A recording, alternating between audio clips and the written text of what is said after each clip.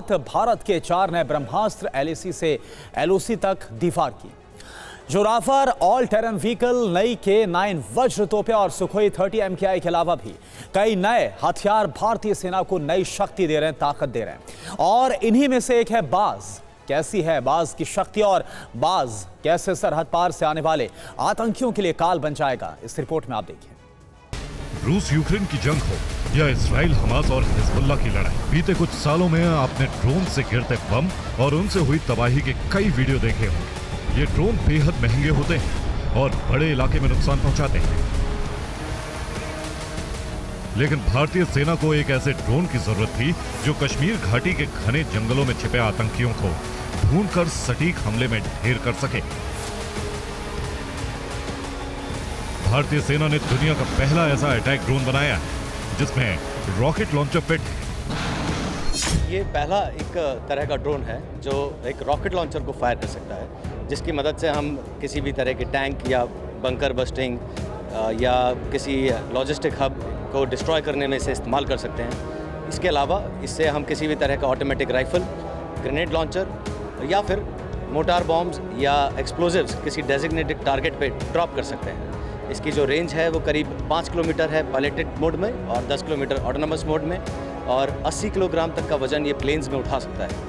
और high altitude की बात करें तो वहाँ पर भी 45 kgs तक वजन ये उठा के जा सकता है। अटैकिंग ड्रोन बाज को भारतीय सेना ने विकसित किया है। ये पहला ड्रोन है जो रॉकेट लॉन्चर को फायर कर सकता है और दुश्मन के टैंक, बंकर, लॉजिस्टिक हब को भी खत्म कर सकता है। पायलट मोड में इसकी रेंज 5 किलोमीटर तक है और ऑटोनॉमस मोड में ये 10 किलोमीटर दूर तक जाकर दुश्मन को ढेर कर सकता है।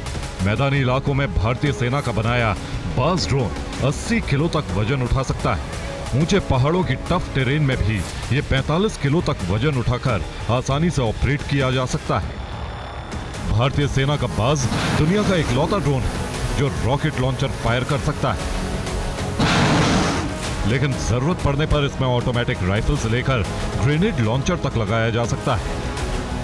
और घने जंगलों या दुर्गम इलाकों में ड्रोन उड़ाकर बाज की नजर से न सिर्फ दुश्मन और घुसपैठिया आतंकियों को ढूंढा जा सकता है, बल्कि कैमरे की मदद से टारगेट लॉक करके रिमोट कंट्रोल से उन्हें वहीं ढेर किया जा सकता है। ये वही रॉकेट लॉन्चर है जो अभी तक हम शोल्डर पे रख के फायर करते आ रहे थे। अभी हमने उसको एक ड्रोन पे लगा दिया है, जिससे कि अब हम उसे एक हाइट पे ले जाके और हर किस्म के टारगेट को डिस्ट्रॉय कर सकते हैं। ऑटोमेटिक राइफल्स जैसे AK-47 या LMG इस राइफल्स भी फायर कर सकता है, मोटार बॉम्ब्स को ड्रॉप कर सकता है, ID एक्सप्लोजिव्स को भी ड्रॉप कर सकता है। रॉकेट लॉन्चर से आतंकी और घुसपैठियों पर कहर बनकर टूटने वाले बाज अटैक ड्रोन के अलावा भारतीय सेना ने स्वदेशी नेविगेशन सिस्टम तैयार किया है। भारतीय सेना के नए स्वदेशी नेविगेशन सिस्टम का नाम है नाविक। नाविक GPS को Indian regional navigation satellite system यानी IRNSS और भारतीय अंतरिक्ष अनुसंधान संगठन यानी इसरो के साथ मिलकर विकसित किया है। नाविक पूरी तरह से स्वदेशी तकनीक। इस सिस्टम में भारत के 7 उपग्रह और व्यापक जमीनी नेटवर्क शामिल है। नाविक GPS भारतीय सेनाओं को बॉर्डर और उसके आसपास के 1500 किलोमीटर के दायरे में हो रही हलचल की सटीक जानकारी देगा। इसका फायदा ये है कि हमें GPS मिले या नहीं मिले, हमारा नेविगेशन सिस्टम, पोजीशन सिस्टम चलता रहेगा। ये हमारा फेज़ 1 है। इससे फेज़ 2 में अगर कोई भी GNSS नहीं है, उस दौरान भी हम सिस्टम चला सकेंगे, ताकि हमारी जो ऑपरेशंस है या जो भी पोजीशनिंग और नेविगेशन सिस्टम है वो फेल नहीं हो। इसमें और एक एडेड एडवांटेज हमें ये मिल रहा है कि क्योंकि ये डिफरेंट GNSS सिस्टम जो है अलग अलग फ्रिक्वेंसी बैंड पे काम करते हैं, तो एक फ्रिक्वेंसी बैंड अगर जाम किया जाए तो दूसरे फ्रिक्वेंसी बैंड में हम शिफ्ट हो जाएंगे, तो एंटी जैमिंग कैपेबिलिटी भी इसमें इनबिल्ड हो जाती है।